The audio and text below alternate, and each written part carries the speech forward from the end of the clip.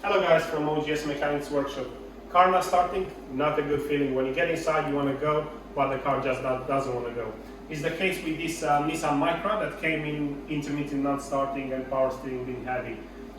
It is a common problem, and what we have diagnosed today is that electronic power steering went down and intermittent the car wasn't starting and the steering was also heavy.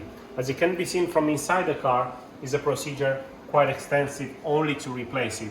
However, the programming is required and we are able to program second-hand control units, keeping the cost down for the customer. As you can see, the car is quite old, quite a big value, and the customer, as anyone else would do, wants to keep down. And we are able to do just that for the customer. Since we're talking about the K12 model, it's important to know they suffer from another issue caused by a flat battery.